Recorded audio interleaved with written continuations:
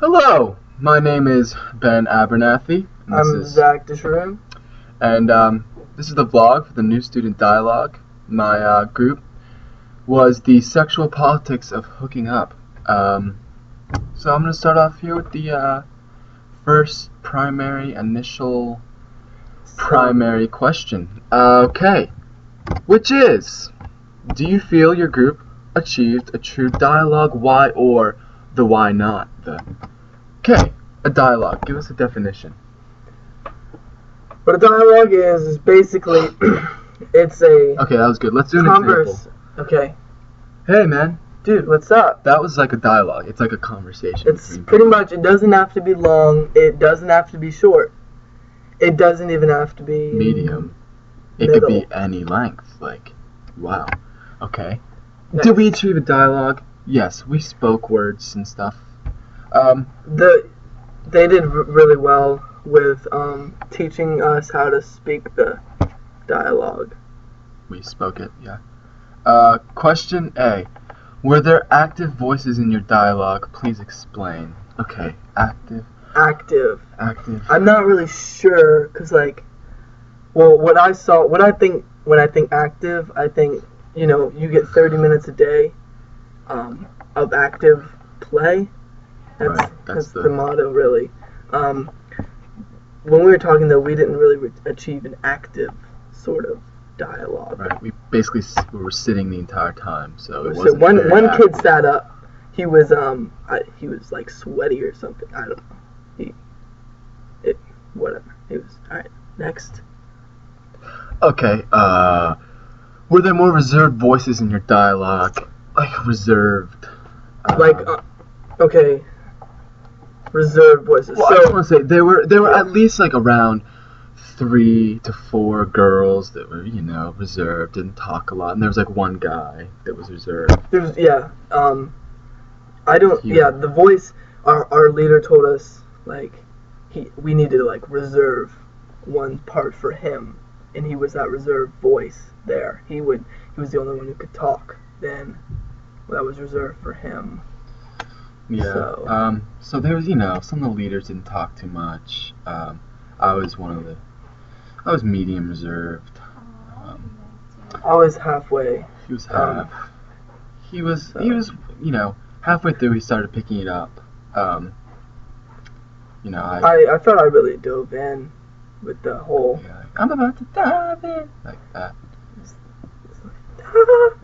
It's kind of like that. Alright, let's go through our roles. What role did you play in your group and why? You can start with your role. I'm gonna start by letting you go ahead and start. Okay, so I'll start. My role was like a answer quiet kind of thing. Like I was like answering, and then I would listen. What did I say after? Well, one time I remember this distinctly.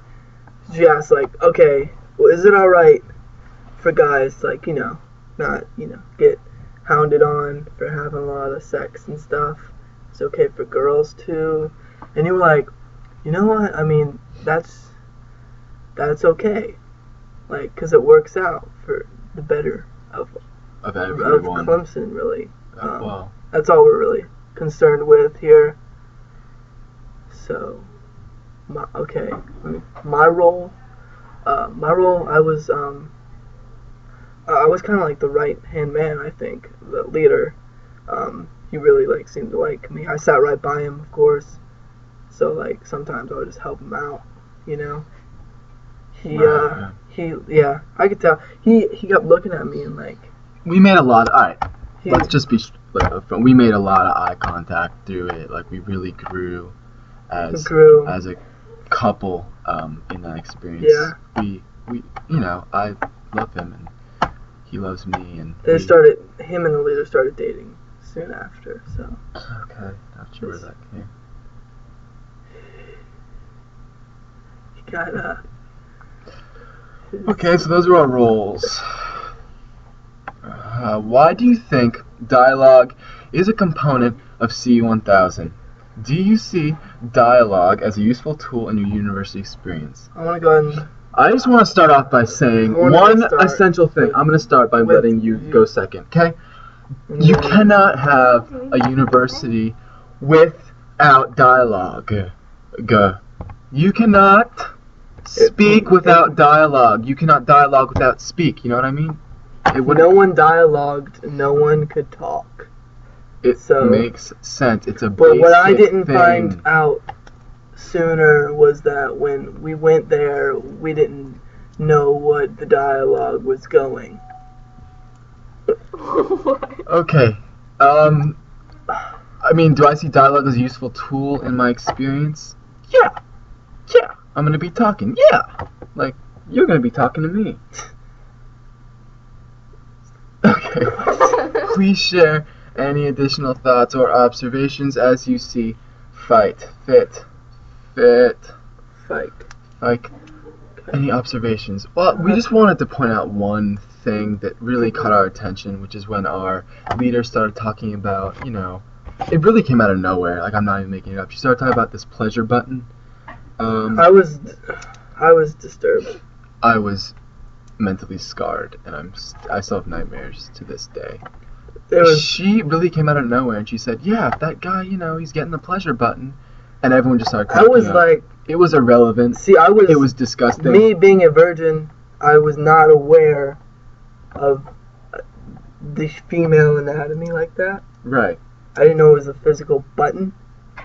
I didn't think it was like a Staples, like that was easy button. I didn't think it was like that. I mean, I guess it is, but well, my cousin should be coming back in town. I guess I'll find out. Okay, moving on.